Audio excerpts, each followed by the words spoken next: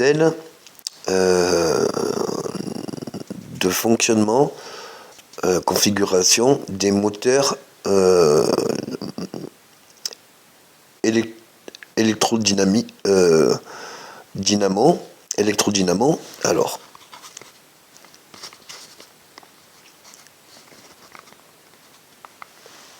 électrodynamo.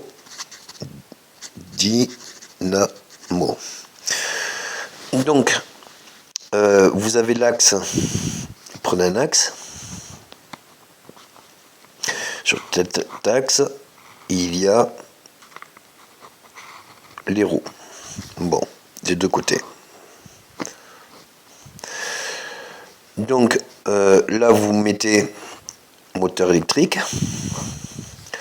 Sur ce moteur électrique, de chaque côté, ce moteur électrique entraîne l'axe. De ce même axe, donc un moteur électrique où l'axe puisse être ici une coupure avec justement que les deux parties, celle-là et celle-là, peuvent tourner à une vitesse différente pour en faire une synchronicité Cal4. Le tout est en raisonnement. Là, vous faites des engrenages pour y mettre des chaînes avec un engrenage là, et de cette chaîne qui est sur l'axe rotatif, vous mettez un alternateur ou dynamo, même fonction de alternateur et dynamo, que vous reliez au moteur électrique.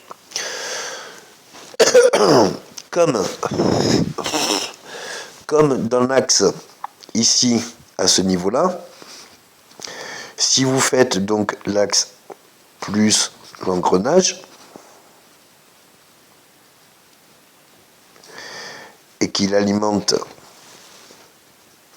avec une chaîne un autre engrenage avec un axe, du coup quand ça va tourner, ça va pouvoir engendrer la dynamo. Et si vous faites des allers-retours à la chaîne et qu'à chaque fois vous y mettez un engrenage, eh bien vous pouvez produire plus d'électricité puisque vous allez pouvoir la prélever à plusieurs endroits.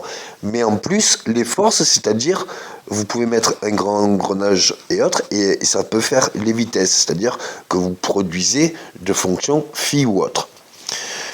Donc pour les moteurs électriques, il faut des moteurs électriques de bas voltage, style 2, 3, 4, 5 volts, et qu'il y ait je ne sais combien.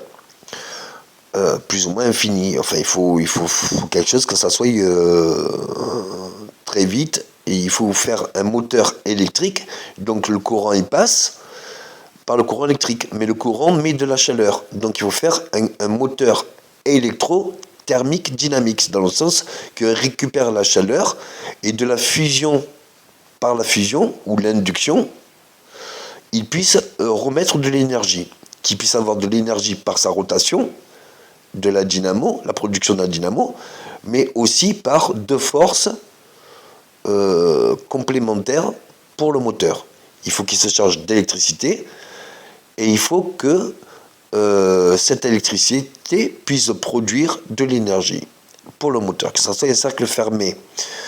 Donc qu'il y ait besoin d'une batterie, certes, pour démarrer, mais dès que les roues bougent, ça alimente de suite, c'est-à-dire qu'au départ il est en roue libre, au départ c'est la batterie qui pousse le moteur, qui donne l'énergie, et dès qu'il est en rotation, c'est la rotation du moteur, donc l'action du moteur qui est délivrée pour faire tourner les roues et pour faire tourner la production énergétique. Et comme la production énergétique est liée dans plusieurs axes, selon plusieurs modes, et que deux engrenages de la même forme, ce n'est pas la même force qu'un grand engrenage et un petit, ou un petit et un grand, puisque la vitesse pour faire ce tour-là n'est pas égale à la vitesse pour faire ce tour-là. Donc, différence. de force. Et si vous faites donc des allers-retours, donc ça fait comme les courroies des voitures, s'il y en a sur plusieurs points, la force est réduite. Donc comme la force est la résistance est réduite, du coup avec la même puissance, vous irez plus vite.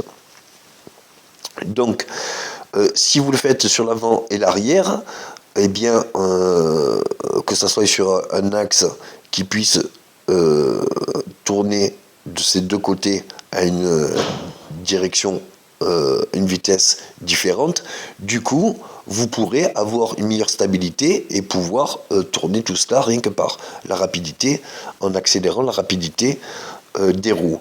Ce qui donne une conduite différente, mais qui peut être très intéressante. Surtout que, comme l'arrière est fait, donc ça fait un 4x4 avec un différentiel. Voilà, voiture électro-dyno.